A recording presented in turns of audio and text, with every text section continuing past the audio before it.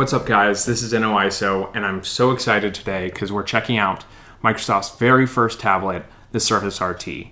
So I've been waiting for this tablet to be released for months now, and I'm so excited. And so I got in line.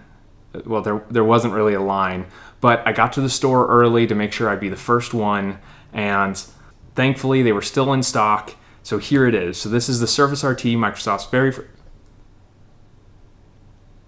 very first tablet, and what I love about it is that it is it's completely keyboard focused. So I've got the touch cover here. I went for the touch cover because it was a little... Hello? I don't know why, but I've got this big headache. Oh, hey look. The Surface Go 2. Huh, cool. I wonder if Microsoft's figured out how to make Windows 10 work on 10-inch tablets yet. I've been a Microsoft Surface fan for a really long time. I still have my Surface RT from launch day back in 2012. At the time I was in college and I needed a replacement for my 15-inch, 10-pound laptop that I was lugging around between classes. And really all I needed something to do was to take notes in class or to watch Netflix outside of class. So the Surface RT ended up being perfect for me. But Microsoft ended up moving on from the Surface RT and focusing more on the Surface Pro, which had compatibility with legacy apps and was more of a laptop replacement than a tablet replacement. Which is what makes the Surface Go 2 so weird for me, because it's clear that Microsoft needs a direct competitor to the iPad, but Windows 10 X is still a little bit away, and this operating system just doesn't lend itself to be a tablet operating system. So would I recommend the Surface Go 2 to students in college, just like I got the Surface RT like years and years ago? I'm not sure of the answer, to be honest. The design of the Surface Go 2 is absolutely wonderful. It's like someone left their Surface Pro in the dryer for a little too long. But that's not a bad thing. It's got the pale gray color of most Surfaces with an all-metal design and the signature kickstand and type cover that you see on most Surfaces. Microsoft clearly has their formula down, and that's why the design is so consistent year over year. But I would have loved to see a more modern design like the Surface Pro X brought to the Surface Go 2. And I wouldn't mind a couple of more color options as well. Thankfully, the Surface Go 2 is significantly lighter than the Surface Pro, meaning that it is more comfortable to use in one hand when you're watching videos or anything like that. Like most Surface displays, the Surface Go 2's display is absolutely excellent.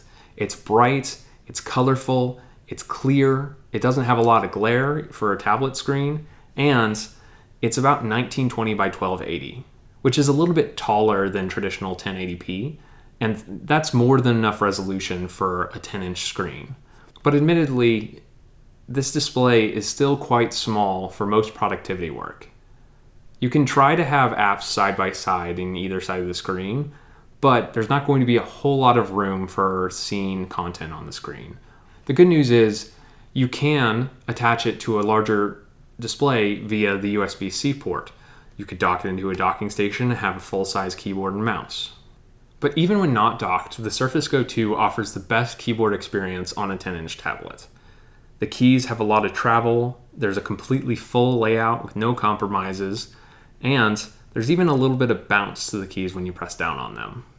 The keys are a little bit small and slightly compact, so I wouldn't recommend writing your thesis on this. But for writing articles or essays, this should do just fine. The trackpad is also excellent with a responsive, smooth surface and a comfortable click, but I did have more issues with accidental clicks on this touchpad than I have with other Surfaces because there really isn't too much space. So we've got a great keyboard, great design, great screen, great trackpad, compact. What could possibly go wrong? What about the performance? Look, I didn't expect miracles out of this device, but there's a certain threshold performance that I expect out of a modern device, and the Surface Go 2 really falls short of it. Now, the base model has 128 gigs of storage, 4 gigs of RAM, and an Intel Pentium Gold processor, and it's likely the latter two that really hold this device back. There are several instances where I tried to open a program by clicking on it. It wouldn't open for a few seconds, so I figured I misclicked. And then a few seconds later, it would finally open. And that's just not an experience that I expect out of a device released in 2020. In addition, while I don't keep a lot of browser tabs open at any point in time, this would still frequently close tabs in the background and force me to reload them. It wasn't always obvious whether I was CPU limited, RAM limited, or some combination of the two. There are other models that offer 8 gigs of RAM or a Core M3 processor, which likely would support the performance a lot better than this. But even so, if you opted for that better model and included the keyboard, you'd be put into a price tier where you would be competing with close to mid-range laptops. But this is a tablet, right? As long as it performs well as a tablet, then it shouldn't matter.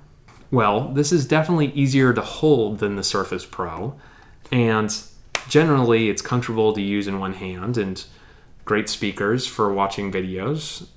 And thanks to progressive web apps, I would argue that the app gap between Windows and other mobile OSs has closed considerably. But that doesn't really make the tablet experience good. It's clear that Windows 10 still has a long way to go before it's comfortable to use as a tablet. The gesture navigation still doesn't make any sense. The on-screen keyboard is inconsistent and often wrong. And while Microsoft put a lot of effort into supporting styluses years and years ago, the support for the pen is really inconsistent, and there are several instances where I want to use the pen, but it just makes less sense than just touching the screen.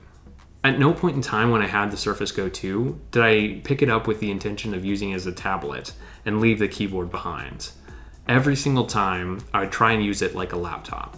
Look, I absolutely love this device. From a design standpoint, it's my ideal solution. A go anywhere, do anything laptop.